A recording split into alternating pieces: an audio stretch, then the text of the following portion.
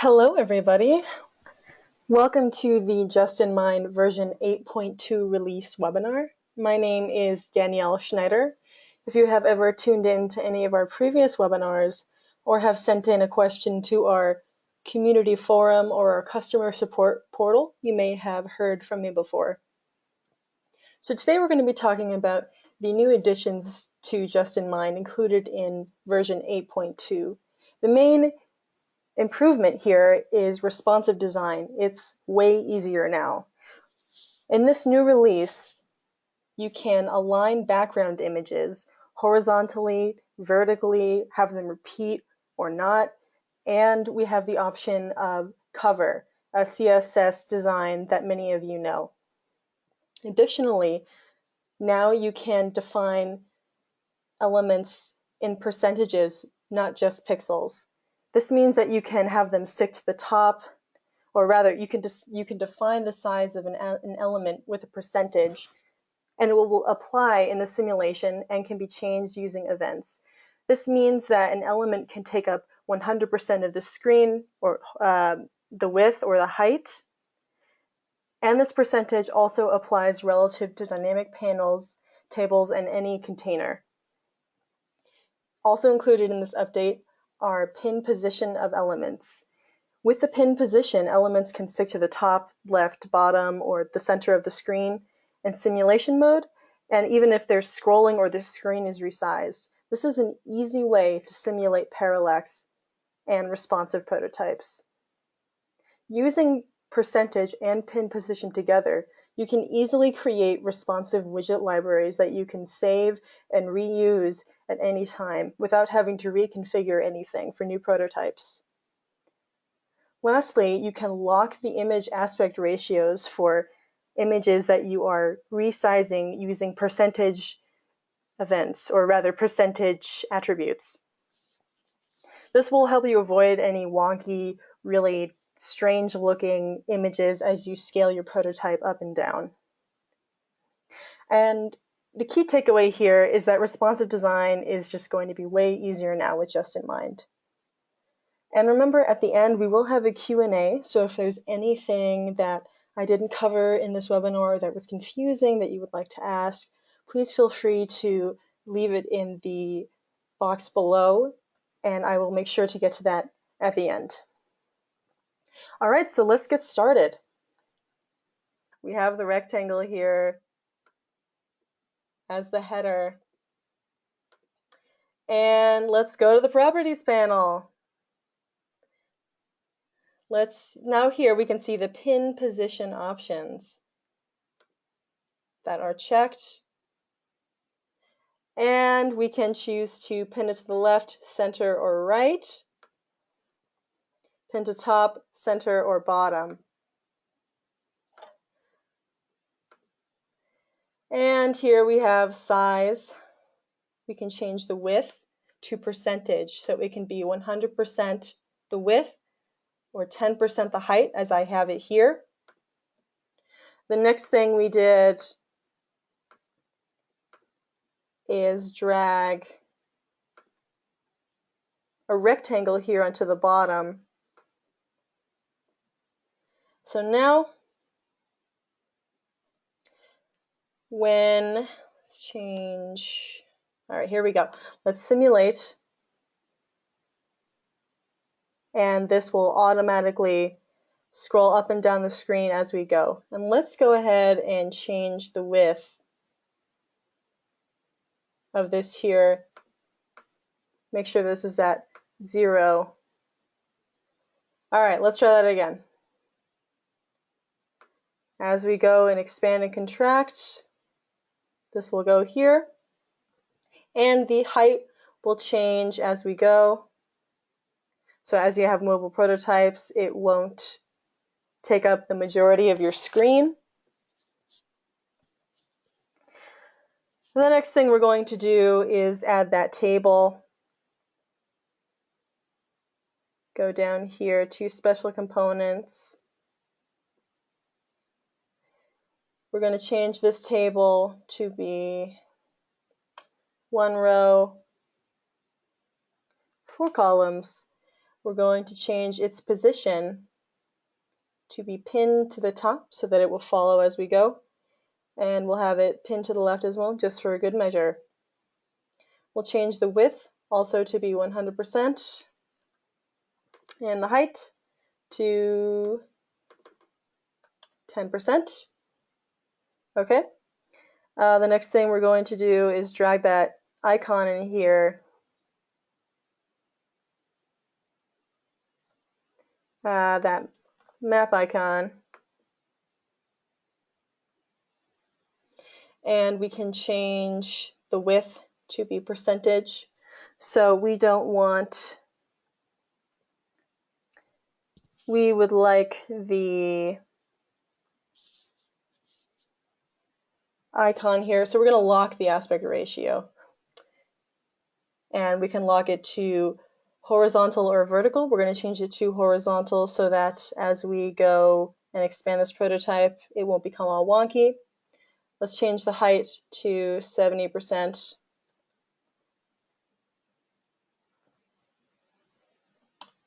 Okay, so now that will always take up 70% of the height. All right, looking pretty good, guys. And while we're here, let's look again at those new background image features. I apologize for that problem earlier. Won't happen again. We'll also be sending out a recorded version of this, so you won't have to bother with that earlier part if you want to look at this again. So we can go ahead and add an image to the background, and it will repeat, not repeat, repeat horizontally, repeat vertically, and you can have it be centered, up and down, all that good stuff. Let's hide this table and these rectangles as we go to show you the cover option. Change it to cover, and this is a CSS design option that many of you know. There we go. Well, obviously this is still showing, but no problem. Oh, I see what's going on here, guys.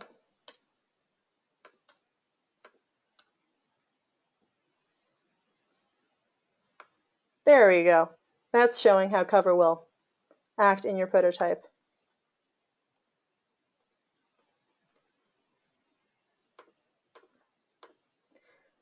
All right, so let's go ahead and delete this background image again.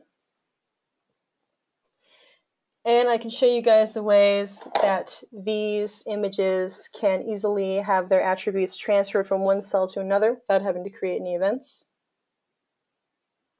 So if we just copy and paste, and copy and paste, all of these will automatically get those attributes applied. And if we scroll down here, this will follow the page.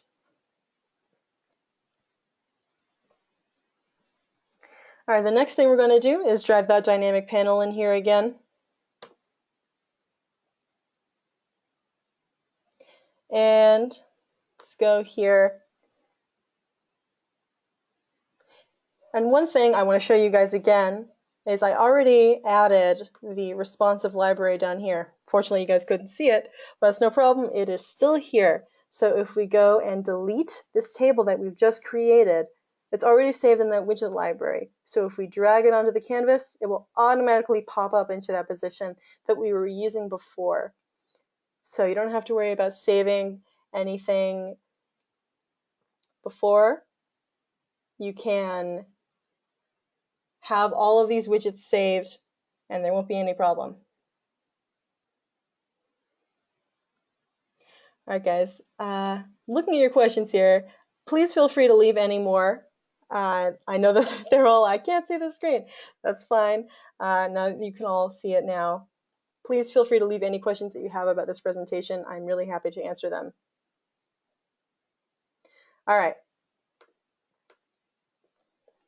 So let's change this dynamic panel. We'll pin it to the center of the screen. So if we go down here to display pin positions again, let's change it to center, center. So now this dynamic panel will always be in the center of the screen, no matter how large or small the screen is. And you can also have a margin here to make sure that it's not exactly in the center, a little off, and such. Okay. Next thing we're going to do is change the width and the height of this. Let's have it be something like 60% of the page, and the height maybe 70%.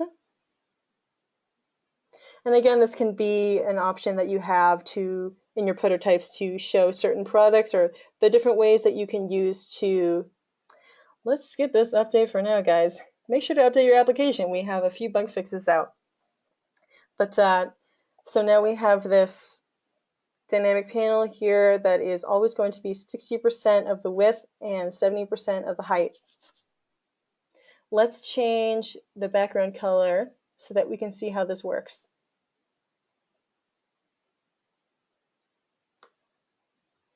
As we scale down here, the dynamic panel will get smaller and larger as we go. So nothing will get cut off. There you go. Next thing we're going to do is drag an image in here into the dynamic panel, change it to be a little larger as you would have a product image or something like that. And we're also going to pin it to the left.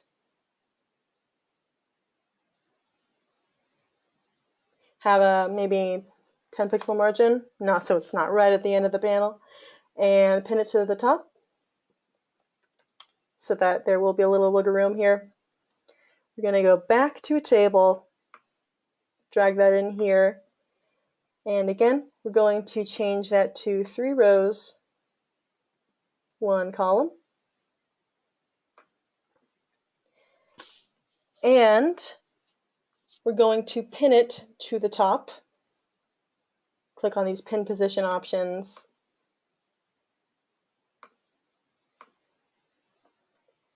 Create maybe a 20 pixel margin so that it won't be right up against that image. And we're going to pin it to the left as well with maybe 200, something like that. We'll also change the width to be 60%. So it will always take up 60% of the dynamic panel. As I noted before, dynamic panels are also containers as well as tables. So and anything inserted into those tables or dynamic panels will adhere to the rules or the margins or size that you've put onto them, and those dynamic panels will then adhere to the canvas itself or any other container that they're in. So now that we have this table all set up, let's drag a rectangle into this table. We're going to change the width of the rectangle to be 100% and the height to be maybe 70. Make it a little lighter. Drag it down. Drag this here. All right, so now we have these rectangles here that all have the attributes of this table and the one that we first applied. So now when we simulate, we'll see that as we go down, we actually want to apply this 70%. There we go. We need to change the table. We need to change the table to always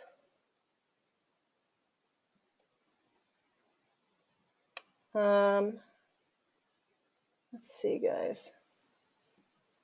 Something's getting cut off here. It'd be easy to miss things sometimes, but in general, this is goes pretty smoothly as you go.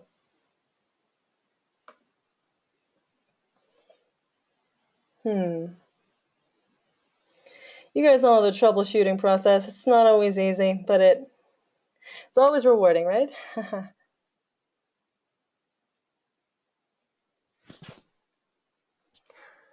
Let's see, what's going on here, guys? 30 pixel margin with 60%.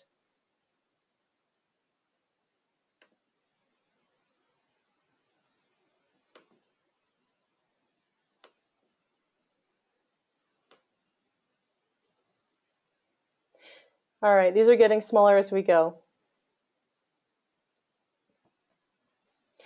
So the next thing we're going to do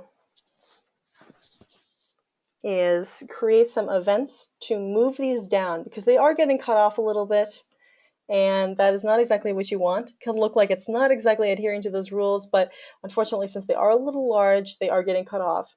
So for your mobile prototypes, you're going to want to have these to be moved. So what you can do is go here to the base screen, create an event, create an on-window resize move. Now if we go in here to the table, we can move it to different pixels here, and as you can see, as I click on here, there are different options that we can choose that reflect the changes that we've made in this new update.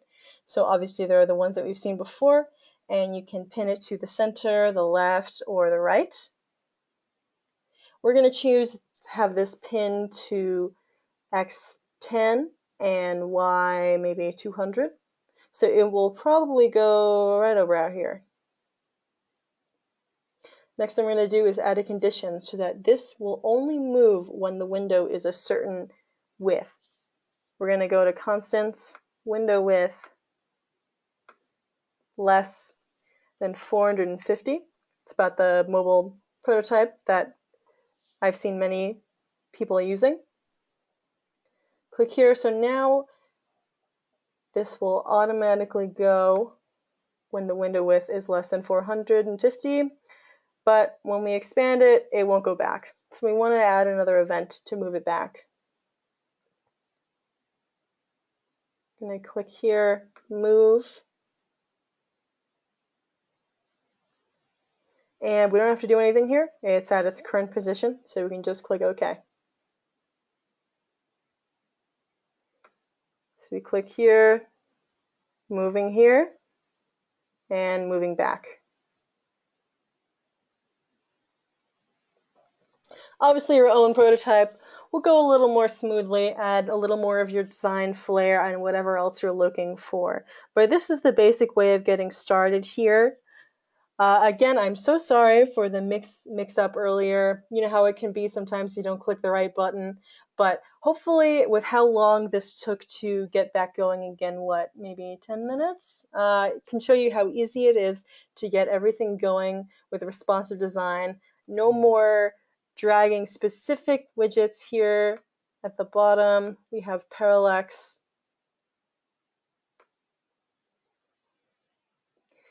elements. You don't need to worry about any of these anymore unless you want to use a specific scrolling speed option. Totally up to you. But the pinned top, bottom, left, right, floating, sliding in, all done with these new features. So you don't have to worry about those anymore. You know, they could be a little confusing, a little hard to manage with sometimes. Not a problem anymore. Alright guys, so that is the basic thing going on here. I'd love to hear some of your questions.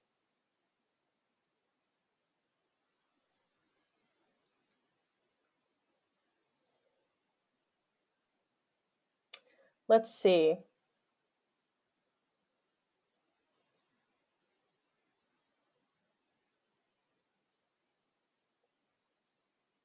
Oh yes, this gray rectangle here. I added this at the bottom just to show how you could see the header as it would scroll down. Because without it, it would automatically load the canvas size and the scroll wouldn't be evident here. So with this new feature, I don't need to make any more events to check for screen width and dependent on the show dynamic panel. It's just one screen design, right? Yes, one screen design.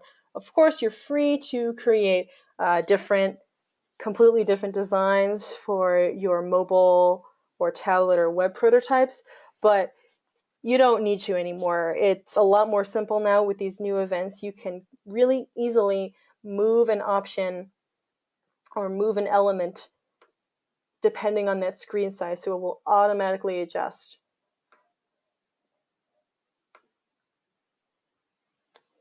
Let's see. I would like to know if there's going to be new iOS libraries.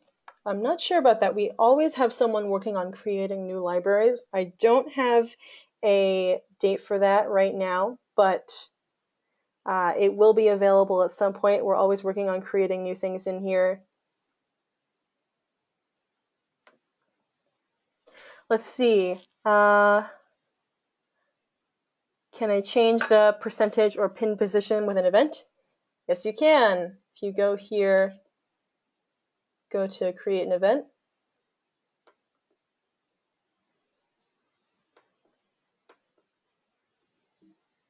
You can move an object here and it will be pinned to center, left or right. Or you can resize and you can change it to percentage. So now if you clicked on this, it would resize to 100% of the width of the container, which would be kind of weird, but you're free to do it. This can be really helpful for images that you'd always like to take up the width of the screen or headers or anything like that.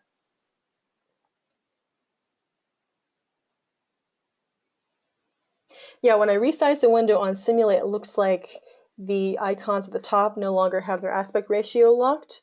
That is correct because they are locked to the, we go here, horizontally. So they will retain their horizontal aspect ratio. If you change the height of the page, it will lose that, it will scale a little bit, but that is just because you can't keep it always locked as you scale, or else it won't exactly fit in that position. But if you're just using text or anything like that, that won't be a problem. This is just a unique thing for anything that you use to lock the aspect ratio.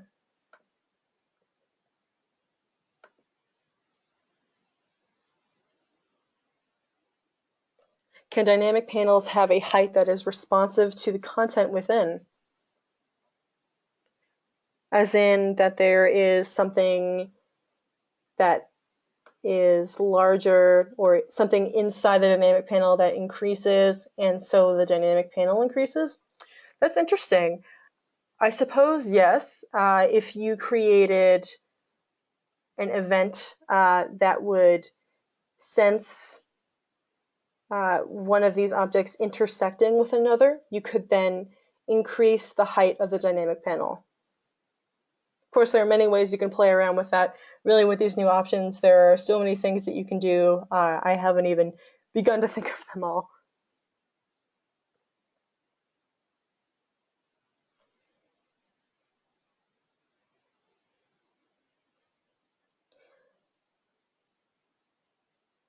Let's see.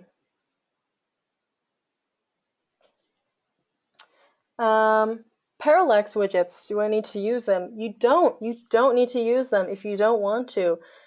These will take the place of all of those parallax widgets that you used before and maybe weren't a big fan of.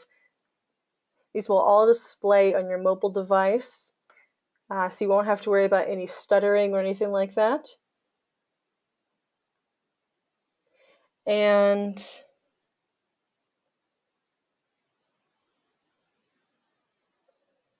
does responsive design pertain to mobile devices too, or is it specific for web design?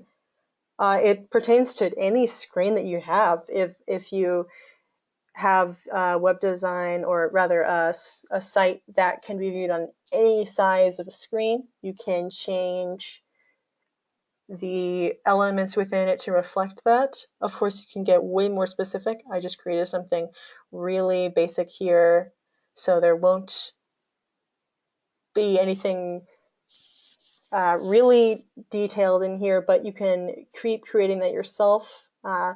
Any device that you have, you can make it responsive.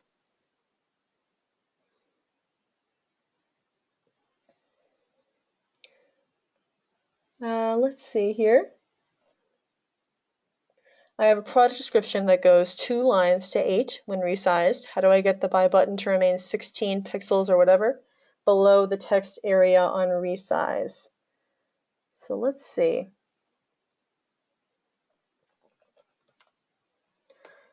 We have a product description goes from 2 to 8 when resized.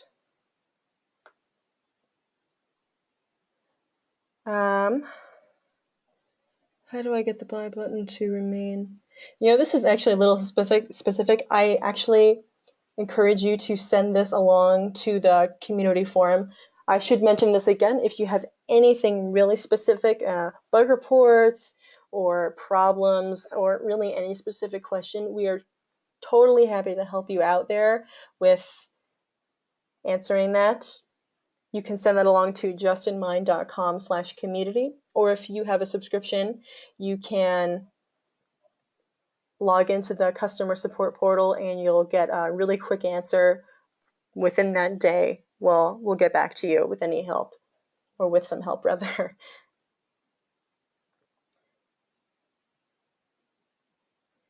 Can I set a minimum size for an image with responsive design? Let's see, that's a good question. You can create a condition that senses, or let's just create an on-click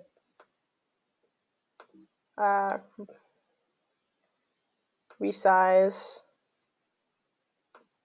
and say we don't want it to be less than 50 pixels. We can create a condition that is when the x relative or y or width or height is less than a certain amount,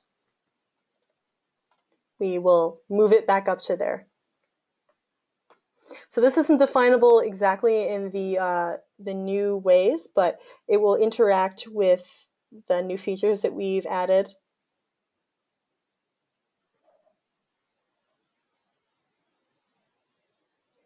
We are addressing some problems with Sketch and any other bugs. We actually released a new update just today. You can go to help, check for updates, and we'll see that here. I don't have that newest update installed, so there may be something in here that is not quite right up to the minute, but that'll be right up there.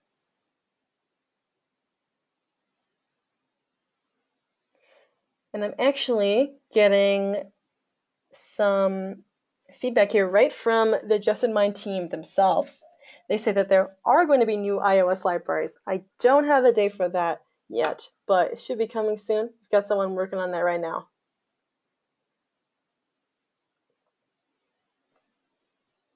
We also are going to release a patch for the Sketch plugin in a few weeks. So if there have been any frustrations here, they won't be for long. You'll have everything resolved pretty soon. And again, if there's anything specific that is bugging you, or that you think you found a bug, we take those super seriously. We want to get those resolved as fast as we can rather. We rotate the device. There are times when I just want to change the position of elements. Is that still possible? That's a great question. You know, let's find out. So we'd need to load a new prototype for that.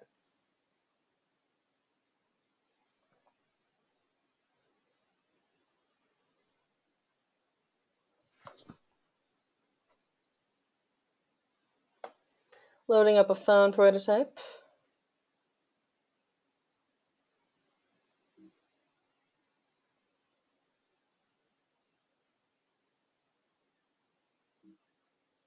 All right. So if we go to the screen and we can create, there we go, rotate.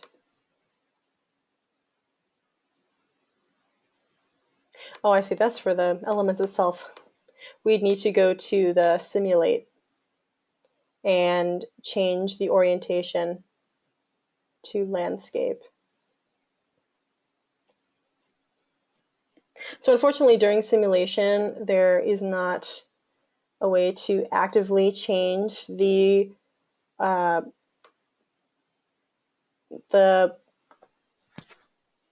shell from being either portrait or landscape using an event, but if you rotate it here, you'll see that it changes to landscape.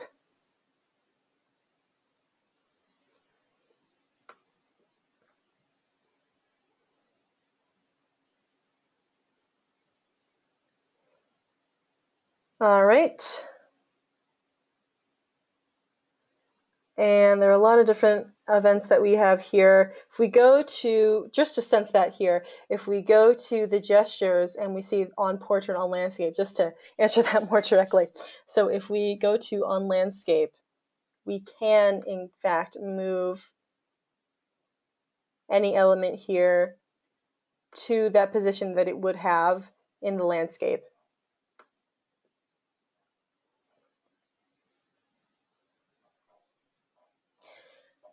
All right, guys. A few more very specific questions here that unfortunately would not be that possible to answer right now, but I really suggest that if you have any other specific questions, you send them to justinmind.com/community or the customer support portal. Again, I'm so sorry for the beginning. Totally sad that happened. You know how that can be sometimes, that one click and everything is not exactly what you need. But in general, I really hope that this responsive design and these new features are something that you can use to create the look and feel that you're aiming to create in your new application. I know that it's something that many of you have been looking for in our updates and all that good stuff. To get this update, go to help. Let's get out of this here. Let's go to help, check for updates, or you can go ahead to justinmind.com/download and get it there. We're happy to help with anything that you need that we haven't answered today. Again, justinmind.com/community, customer support portal. And this webinar will be available. We will be sending it out soon. Mistakes and all. That's how it is sometimes. And there we go. I really hope that this has been helpful for you guys.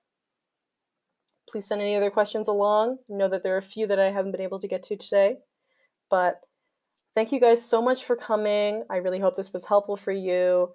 We'll be having other webinars in the future. And please, looking forward to hearing from you guys and seeing all the cool stuff that you create in the future. Thank you so much for attending.